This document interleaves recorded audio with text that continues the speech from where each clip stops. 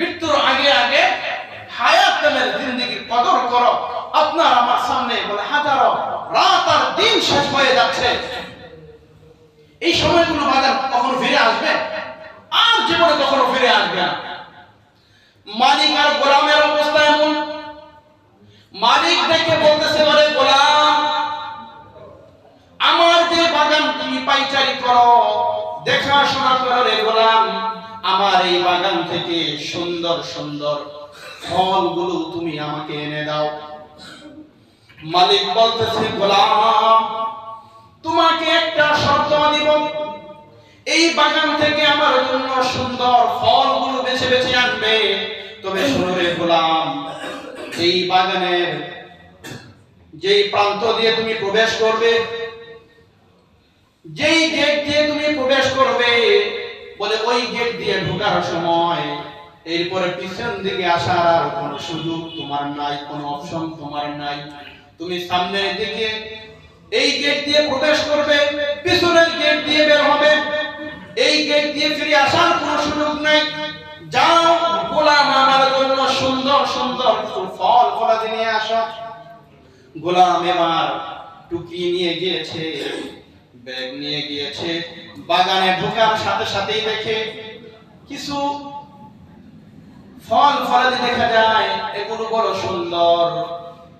গোলাম মনে মনে ভাবতেছে, মনে হয় এর চাইতে আরো সুন্দর, আরো ভালো ভালো ফল মনে হয় বাগানের সামনে আছে।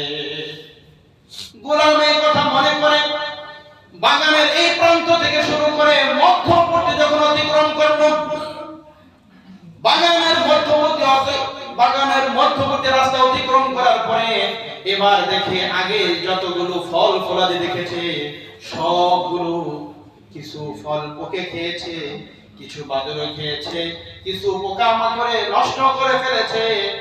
এবার গোলাম চিন্তা করে, তাহলে পিছনের দিকে একটু ব্যাক করি। বলে না না, আমার মালিক তো আমাকে শর্ত দিয়েছে, আমার মনিক তো আমাকে শর্ত দিয়েছে, বলে গোলাম, আমার জন্য সুন্দর সুন্দর ফল নিয়ে আসবে, কিন্তু বাগানের পিছনের দিকে আসা যাবে না।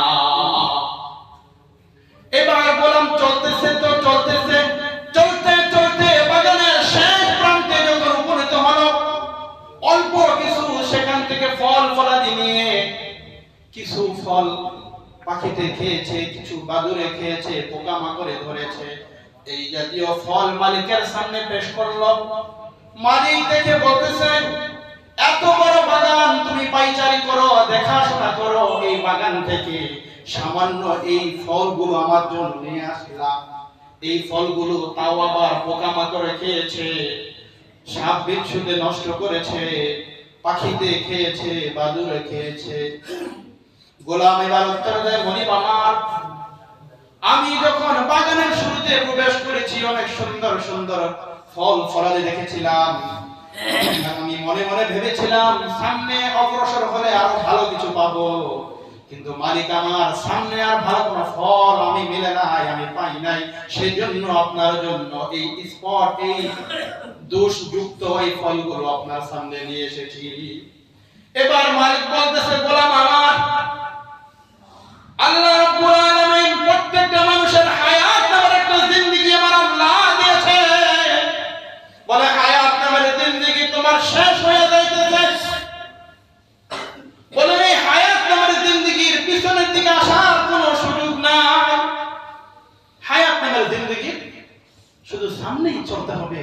গোলাম যেমন সামনেই চলেছে, পিছনে আসার তার কোনো সুযোগ ছিল না, ঠিক আপনার আমার হায়াত নামের জিন্দেগি শেষ হয়ে যাইতেছে। ও যুবক, তোমরাও যুবক, আমিও যুবক, আমাদেরও তো মনে চায় গুনাহ করতে, আমাদেরও তো মনে চায় সময় নষ্ট করতে, কিন্তু আমি যদি আমার সময়কে সেভ করতে পারি, আমি যদি আমার রবকে ডাকতে পারি, আমি যদি আমার রবকে চিনতে পারি, আমি যদি আমার রবের কুদরত পাই চিন্তা করতে পারি, যুবক তোমরা কেন পারবা না? তোমরা ওই মন মানসিকতা তোমরাও তৈরি করো, যাতে তোমরাও রবের নৈকট্য প্রাপ্ত প্রিয় বান্দা হতে পারো। পিছনে আসার কোনো সুযোগ নাই। কিতাবের মধ্যে আসে, কবি বলতেছে, আল্লাহ লাইতা শাবাবা ইয়াউদ, হ্যাঁ যদি আমার ওই যৌবনকাল আবার ফিরে আসতো। সম্ভব? এক সময় যখন দাড়ি মুছবিহীন ছিলাম, কত সুন্দর সুদর্শন একদম বালক দেখা নিয়েছে। হাজারো চেষ্টা করলে ওই সময় আসবে? আপনারা যাদের যাদের দাড়ি চুল বেঁকে গিয়েছে, হাজারো চেষ্টা করলে আর ওই কালো, এই শুভ্রতার পরিবর্তে কালো চুল, কালো দাড়ি আর ফিরে আসবে? আর কখনই আসবে? সুতরাং আমাদের যে সময়গুলো অতিবাহিত হচ্ছে, যে সময়গুলো চলে যাচ্ছে, বলে প্রত্যেকটা সময়ে কদর করা। বাগানের সামনে গেলে ভালো ফল পাবো, জীবনের সামনে গেলে ভালো ইবাদত করতে পারবো, এই গ্যারান্টি আপনাকে কে দিয়েছে? আর জেলার সাথে কন্ট্রাক্ট হয়েছে যে ভাই 2026 পর্যন্ত আমার কাছে আসিস না, বুঝছে? কারোর সাথে হয় না। আল্লাহু আকবার। তাহলে বার্ধক্যের পূর্বে আল্লাহর হাবিব বলেছেন 5টা জিনিসের পূর্বে 5টা জিনিসের কদর করো। বার্ধক্যের পূর্বে যৌবনের কদর করো। 2 নম্বর হলো অসুস্থতার পূর্বে সুস্থতার কদর করো। কর্মব্যস্ততার পূর্বে অবসর সময়ের কদর করো। অভাব অনটনের পূর্বে ধন সম্পদের কদর করো। হায়াত নামের জিন্দেগি শেষ হওয়ার আগে আগে জীবনের কদর করো।